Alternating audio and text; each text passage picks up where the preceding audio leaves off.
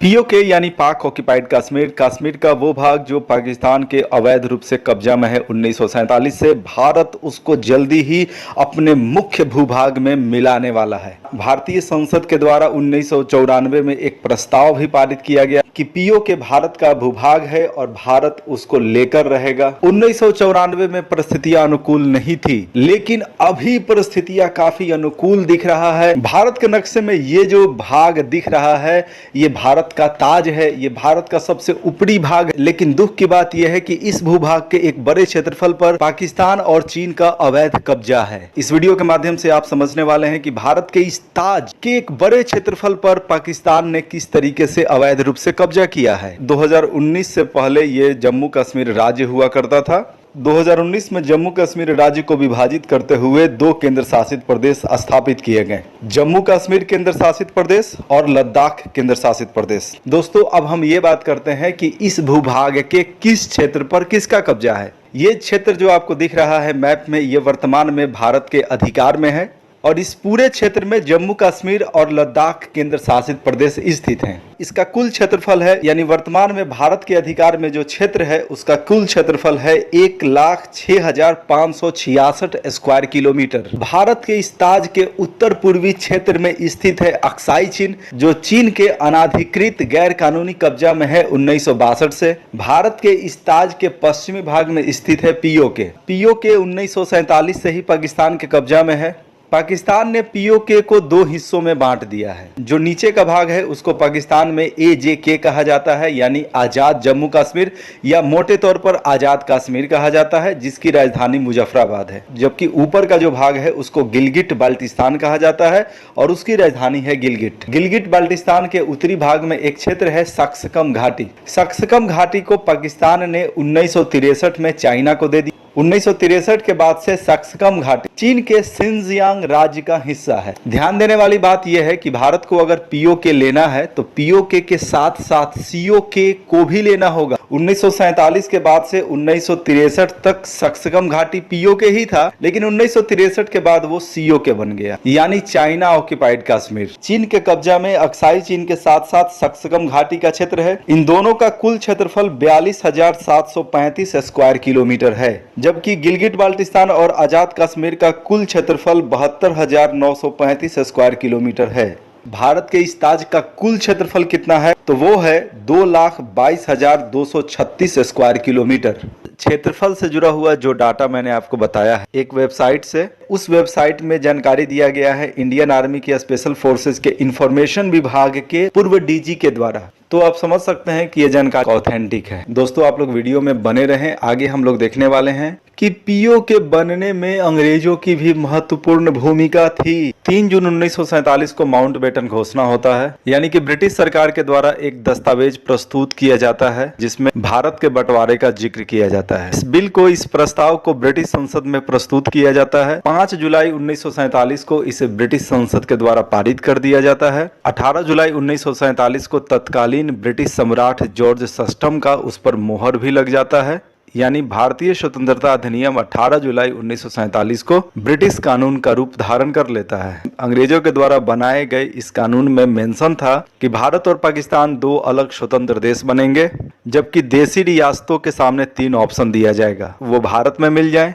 वो पाकिस्तान में मिल जाए, या वो स्वतंत्र रहें। उस समय देशी रियासतों की कुल संख्या 560 से भी ज्यादा थी। देशी रियासतों को भारत में मिलाने का जिम्मेदारी दिया गया सरदार वल्लभ भाई पटेल को, सिवाय जम्मू कश्मीर देशी रियासत को छोड़कर। तत्कालीन प्रधानमंत्री पंडित जवाहरलाल नेहरू ने कहा कि जम्मू कश्मीर देशी रियासत के विलय का मामला मैं देखूंगा। जम्मू कश्मीर देशी रियासत के महाराजा थे महाराजा हरि सिंह। जहां तक महाराजा हरि सिंह की बात है तो वो भारत के विलय के प्रश्न पे ना नाकुर कर रहे थे, यानी भारत के विलय के पक्ष में वो काफी हद तक नहीं थे। पंडित जवाहरलाल नेहरू उन पर बहुत ज्यादा दबाव नहीं बना पा रहे थे, जबकि सरदार वल्लभ भाई पटेल देशी रियासतों पर भारी दबाव बनाकर उनको भारत में मिला रहे थे।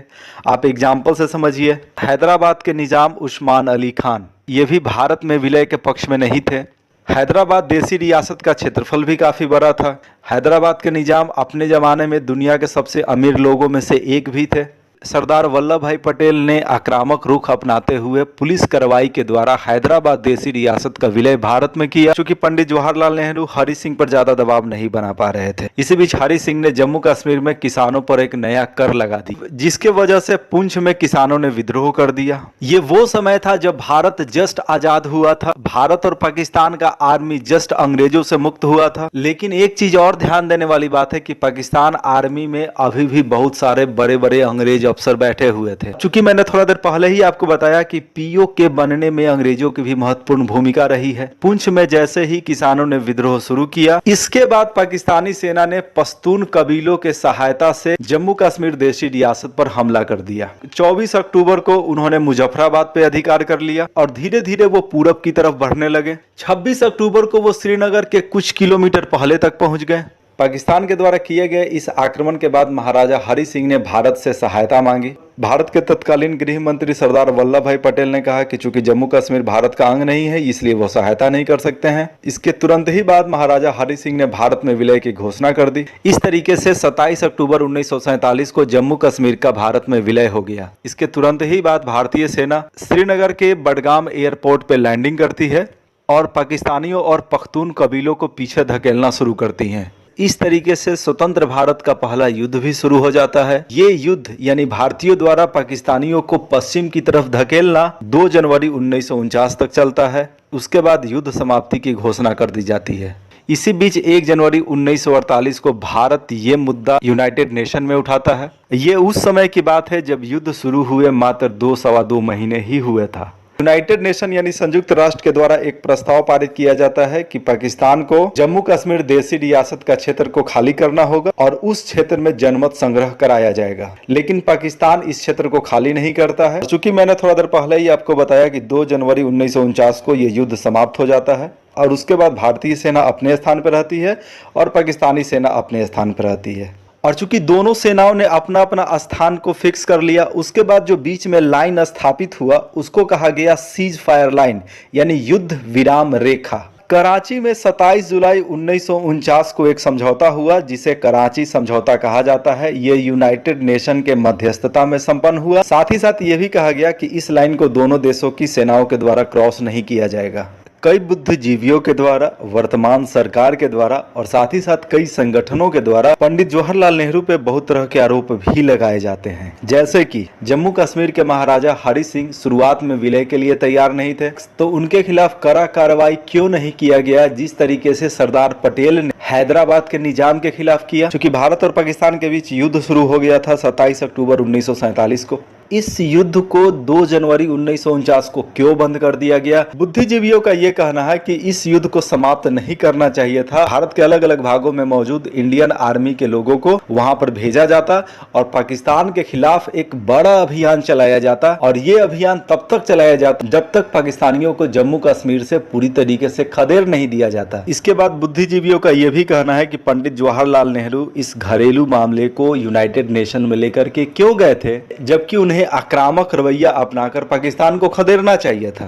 दोस्तों, अभी तक आपने समझ लिया कि पीओके में जो आज़ाद कश्मीर जिसे पाकिस्तान बोलता है वो किस तरीके से पाकिस्तान के कब्जे में गया। अब आगे हम लोग ये देखते हैं कि गिलगिट बाल्टिस्तान किस तरीके से पाकिस्तान के कब्जे में गया। 1935 में अंग्रेजों ने महाराजा हरि सिंह से गिलगिट बाल्टिस्तान का क्षेत्र 60 वर्षों के लीज पर ले लिया।